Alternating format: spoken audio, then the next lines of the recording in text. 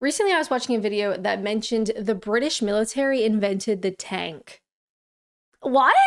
Number one, is that true? And number two, what else has the British military invented? That's the vibe for today. If you're new here, hi, my name's Alanna and I'm a Canadian, but I live here in the UK. And if you're not new here, hey, how's it going?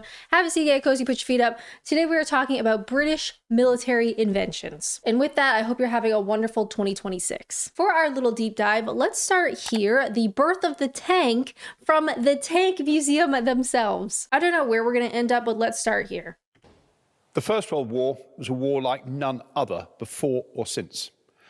After the first few weeks, traditional mobile warfare fought by cavalry, infantry, and artillery comes to an end, and it's replaced by the static horror of trench warfare. You kind of, maybe I should speak for myself, I kind of forget the sheer size of tanks when you look at the one behind him, like a full-grown man, and his head doesn't clear the top of the, I don't want to call them wheels, but do you know what I mean? Crazy. A narrow strip of blasted earth dominated by machine guns, barbed wire entanglements, and the massive use of artillery extended from the North Sea coast to Switzerland. To survive in this new hell involved digging in. The German army called it Der Spatenkrieg, the Spade War. To leave the safety of the trenches and advance was almost suicidal. To makes your repeat an stomach often drop. quoted statistic, on the 1st of July 1916, first day of the Battle of the Somme, the British Army suffered 58,000 casualties, of whom 20,000 were killed. This couldn't go on. A technologically created problem must be solved with a technological solution, some sort of vehicle. Identified by Winston Churchill as a machine gun destroyer, the vehicle must exhibit three characteristics. Armor protection. Is it cold in there? Not related to this video. He's got a beautiful jacket. It looks like it might be cold in there. Against small arms fire at the very least. Mobility. It's got to be able to get through the mud, the shell holes, and most importantly, crush the enemy barbed wire, let the infantry through. And firepower. To silence machine guns, to hose down trenches. Now, we're familiar with these three things today. We call them the tank triangle, the armour triangle. But of course, in 1915, there was no such thing. Armoured vehicles were nothing new. In 1914, officers of the Royal Naval Air Service, including some enthusiastic amateurs, who were using cars behind the Oh my German... God, look at those photos. In the grand scheme of like human history, this time period really is not that long ago, and yet these images and like what they were coming up with, just incredible. lines to recover downed pilots, had begun fitting them with boilerplate and Maxim guns to fight off the Germans they encountered. Purpose-built armoured cars, like the earlier version of this Rolls-Royce with its armour plate superstructure, Wow. and turret with a Vickers gun, were extremely useful in the right circumstances. Armoured cars solved 2/3 of the problem: armour protection and firepower. But the real problem was mobility. Wheeled vehicles couldn't cope with the type of terrain you find on the Western Front. Fascinating. I will say, hope you're doing well, by the way. I went to the Imperial War Museum. I've been a couple of times, but I did film a solo vlog there a year and a half ago. It's been a while. But it is a wonderful free, which is crazy, free museum. If you have any interest in, especially military history, but largely British history and stuff, crazy museum. And they do have the benefit of having some of these earlier vehicles. Of course, I didn't really know the history. Here again, the solution, tracks, were a known concept. The American... Look at that! Sorry, I think he said the American. Let me rewind. Here again, the solution, tracks, were a known concept. The American Holt Company had been making tractors for some years, and Holt vehicles were in use as artillery tractors on the Western Front. After a number of peculiar and sometimes bizarre proposals, the Pedrail Landship and the 300-ton big wheel machine spring to mind, William Foster and Curb Lincoln, builders of agricultural machinery, were awarded a contract to produce a prototype. The machine behind me, which as you can see is called Little Willie, was designed by William Tritton and a guy called Walter Gordon Wilson, who is a brilliant but quite irascible engineer. Sometimes known as the world's first tank. But in fact, it's a prototype, never saw a battlefield. They've got the basic principles here, but there are some significant problems to Little overcome. Willie. Firstly, You got it's to pick too the tall to name. be stable, and even more so if the proposed 2-pounder gun turret had been fitted on top. Secondly, it's the wrong shape to cross trenches. Facing a 3-metre wide gap, that's the average German trench width, this will just fall in nose first. It did yield 2 good elements. The engine, Wow. a Daimler straight 605 horsepower petrol unit that will go on to power British tanks up to the Mark IV. And the second thing are the tracks. When it comes to the tracks, the American Holt tracks, they come off an agricultural tractor, they are not robust enough for cross-country use. So William Tritton redesigned the tracks and he came up with this system. It's a pressed steel plate with 2 flanges on the back to take the track pins. These do the job and they are Look used at on that. every British tank for the remainder of the war. The trench I will say, like, my mind does not work this way in like an engineering creative. Like, I think I'm fairly creative. I'm not this creative. There's something about like the engineering sort of solving a puzzle. Obviously, they had a need for something that could deal with these trenches. I'd never considered that the tank would be born from that. In my mind, the tank has just kind of like always been around, which is really stupid, obviously. I am jealous of people who think in this way. It's just like my brain is not wired in that way at all. crossing problem was effectively solved by Wilson. He came up with the rhomboid shape forever associated with British Wow. heavy tanks of the First World War. Looking at this one, Look. our Mark II, you can see it's been lengthened. The front and the rear horns stick out. And that Flying gives you a total length of Scotsman. about 26 feet, 8 Wow. metres. And it means that with skill and a certain amount of luck, this tank will bridge a 3-metre wide gap. The thing to remember about Marks 1 to 4 is they're all far more alike than they are different. Wow. The final one definitely looks very stretched out.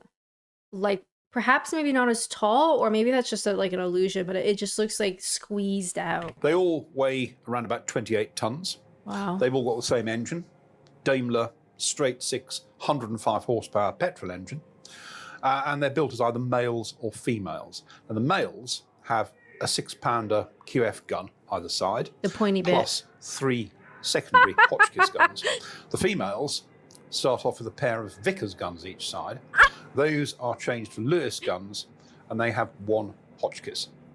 Fascinating. Owing to the fact that the engine sat right in the middle of the crew compartment, 2 bulges, sponsons, housed the main armament. They all also had an 8-man crew. So you've got a commander, a driver, 8 men? 2 gearsmen, and then for the males, you have a loader and a gunner each side. Oh my For God. the females, 2 gunners each side. It takes a committee of the first 4 in order to drive and steer the thing. And they have to operate with hand signals, banging on the Wow. engine cover to attract attention because of the huge amount of noise. And also, when you turn, most of the time, you actually have to stop and pivot on the spot.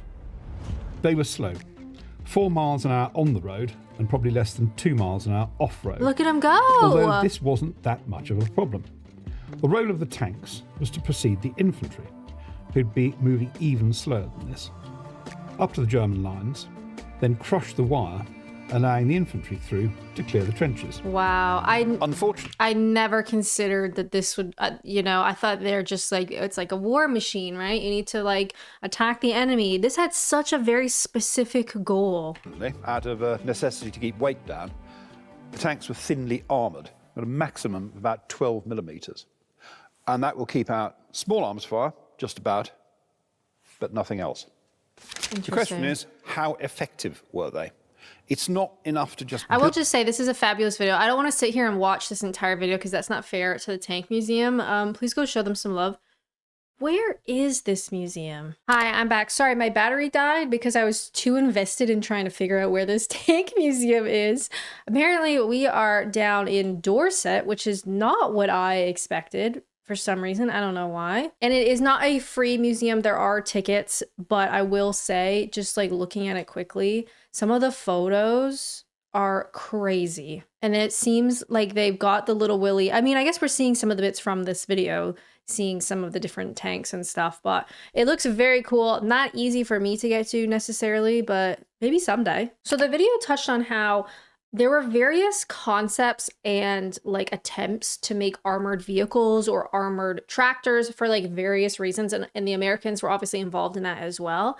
This mentions that the first modern tank was actually made in Hungary in 1913. It had a built-in rotating turret for its cannon, and a flamethrower was also added. The first test firings were held in 1915, but the military scrapped the idea, worried that the rivets would not withstand a major hit. So I guess if we want to be technical, this would be the first modern, but then it wasn't ultimately used. And like the video mentioned, this American company was the first to file a US patent for a workable crawler type tractor, and then traveled to England to learn more, etc., etc. It seems like this early collaboration then was sort of like the birthplace of all future British tanks, which is pretty cool. And it also seems like every other country was also trying to make some sort of armored wagon, armored tractor thing. Absolutely fascinating. When I Googled British military inventions, this came up, Mulberry Harbor, which I had never heard of. Obviously, I've heard of tanks, never heard of this. And this says the Mulberry Harbor was an artificial port the size of Dover that was prefabricated in England and then towed across the channel to the Normandy coast after the D-Day landing had started. I have never heard of this. I am curious. The fact that it's the size of Dover. This is Arromanches on the Normandy coast. It seems impossible now, but this quiet beach was the site of an engineering miracle that helped to alter the course of history, because sited here was one of the famous Mulberry Harbours, and its remains can still be seen today. Wow. The invasion of Europe was one of the most important events in modern history, and its success was due in part to the provision of a safe harbour. Once the Allied armies were established on the Normandy coast, enormous amounts of men and supplies were needed to reinforce the bridgehead and then push on towards Germany. The problem was that the Germans had occupied all the French ports that would have been useful to the Allies and heavily fortified them. The answer was at once simple and very complicated. Prefabricate a harbour the size of Dover in England, then tow it across the channel and install it off the invasion beaches in 2 weeks just after the D-Day landings. I will say again, like the tank, it's like you're given this very particular problem that needs some kind of creative solution. And the Brits are like, well, we'll just build a harbor. We'll just build a harbor the size of Dover and then just tow it. Insane. The problems were enormous, but Churchill brooked no dissent. Off Arromanches, an outer ring of old ships was scuttled to provide a temporary wave break so that the installation of the Mulberry Harbour could proceed. Huge Phoenix caissons were then sunk to provide a permanent breakwater to shelter the jetties and floating roadways. Soon all was in position to start unloading the vital equipment needed for victory. Designed to last only 90 days, the Mulberry Harbour continued to operate in all weathers for over 6 months, and when its job was done, the Allies abandoned it to the sea. I cannot be the only person that's never heard of this. Honestly, I'm shocked. Everybody's probably screaming at their screens, being like, Alanna, everybody knows about this. Come on. For some reason, I find this even more interesting than the tank. I don't know why. It's like a temporary harbor, but maybe it's like the original footage finds it's like so much more compelling. I don't know. This is crazy. I need to calm down. Today, a walk around the beach shows the huge size and complexities of these structures. How the harbour was manufactured in less than a year is incredible, and how it was all towed across the channel without serious mishap is nothing short of a miracle. I'm shocked. 8 years ago, just showed my 93-year-old granddad this. He was a Marine who took part in assembling and shipping the harbor over. He's thrilled at seeing pictures and clips after 70 years. Wow. How hazardous it must have been to do all this work. They were heroes all. Do you have a connection to the war? I feel like everybody has some level of connection. For me, even as a Canadian, my grandfather fought as a Canadian soldier, but alongside the British during World War II. He was, I think, D-Day +7, I want to say. So like this kind of stuff, again, it's not that long ago. It's even more recent than the video we were watching about the tanks, and yet this does feel like a totally different world. If you're still watching this video, hi, how's it going? Hope you're doing well. Thanks for clicking on this video. Thanks for sticking around. Do leave a comment down below if you have any suggestions of like future reactions that you'd like me to see. I like to cover basically anything to do with the UK. Anything. So it would be awesome if you could leave any UK reaction, deep dive, learning about literally anything related to the UK. Leave a comment down below. Next up, let's talk about the Spitfire. So I am aware of the Spitfire. I don't know the history of it. I did a video about the Battle of Britain, which I would absolutely love if you went and watched that, but only after this video. And the Battle of Britain, of course, the Spitfire plays a big role in that sort of military event, but I don't know how we got the Spitfire in the first place. So this comes to us from Timeline. I love their stuff. How the Spitfire became an aviation masterpiece. Let's have a watch. It's long, so we're gonna have to sort of figure it out. The story of the Spitfire begins in 1931. In competition for the Schneider Trophy, the Supermarine S6B designed by Reginald Mitchell achieves a speed of 340 miles per hour. It's the third Schneider Cup win for a Mitchell-designed aircraft. Mitchell was a brilliant designer. He was a very, very good leader. He was an easy man to get on with. He did have his occasional Can we pull flare-ups. back a little bit? One We of don't need to his be like right in his main face. advantages was that he was able to pick the right people to do the job. At this time, the biplanes of the RAF can barely reach speeds of 220 miles per hour. Alarmed at Britain's vulnerability to the threat of aerial attack, the Royal Air Force invites proposals for a single-seat fighter. At Supermarine, Mitchell's design, known as Type 224, proves disappointing. It's underpowered, with a poor rate of climb and a top speed of hardly 240 miles per hour. The Air Ministry awards the production contract to the The problem I'm finding now, this is so totally unrelated, is like when you're watching things and you're like, is this AI? Is this like an AI recreation?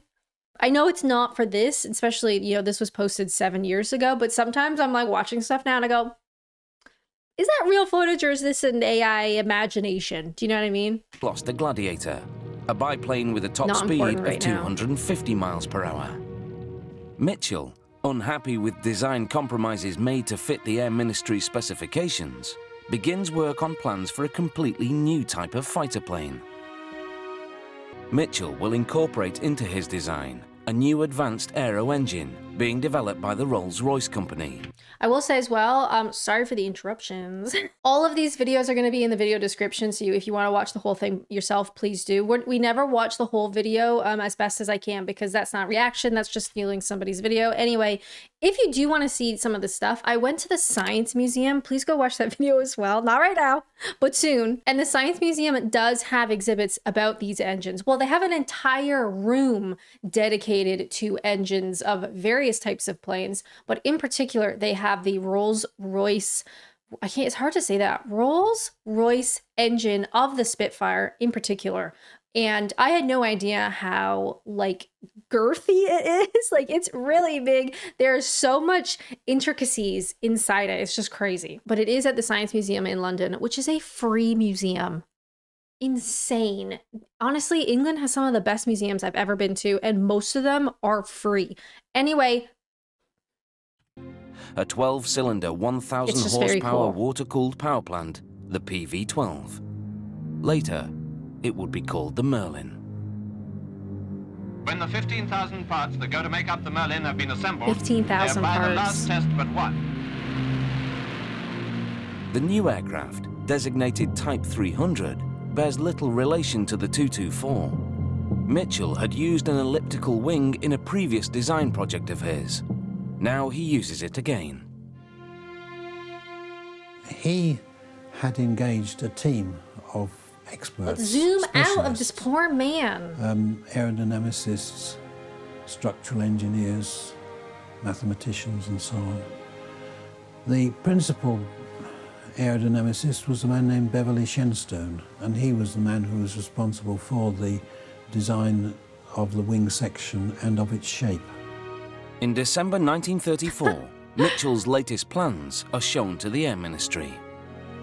With its all-metal stress-skin monocoque fuselage, utilising light alloys and its elliptical wing shape, the Type 300 is a radical departure from the conventional wood and fabric assemblies of current RAF machines. Wow. The need for an advanced fighter grows ever more urgent. Hitler has embarked on a massive expansion of the German armed forces. It is fascinating that they For preemptively Mitchell, started working there on is these added planes urgency. before they He is really suffering needed them. from cancer. Oh no. The British Air Ministry is keeping Mitchell's project under close scrutiny. Realizing its potential, they create an individual specification to accommodate his design. The 5th of March 1936, the prototype finally takes to the air. The test flight is a complete success. Wow. As the prototype achieves a speed of 335 miles an hour, those watching realize it's all they had hoped and planned for. But Mitchell himself remains dissatisfied with its performance. Meanwhile, the RAF is expanding. Young men eager to become pilots The RAF volunteer is for another service. museum that I wanted to do. There's a couple of them, I think. I'd like to learn to fly. But I found that learning to fly through private sources would have been somewhat expensive for a young teenager. I thought, well, there's one way of doing it, and that's to apply it to the Air Force. I'm not shocked. I just wanted to learn how to fly. There seems like there's loads of really interesting interviews. I would like to jump ahead to Alex Henshaw, who is a Spitfire test pilot. Over the Hurricane, or give credence to the Hurricane, probably more than the Spitfire. But the fact of the matter is simply this, that the Battle of Britain could have been won by the Spitfire, but had we not had the Spitfire, the Hurricane could not have won it on its own. It's as simple as that.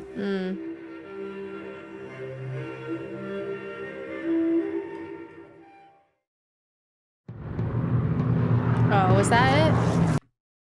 Was that his interview? I guess that was it for Alex, but thank you for your service. Seeing how the Spitfire evolved from a bold design into a legendary fighter makes you realize it wasn't just a machine. It was a symbol of I can't say that word. And resilience in the face of war. And again, it's like what I was talking about before, where you have a particular problem and there are just like certain people that just are geniuses and they can think that way and they can solve a problem in a way that nobody else could have envisioned is just beyond me. I feel like we learned a lot today. Tanks, artificial harbors, and fighter jets.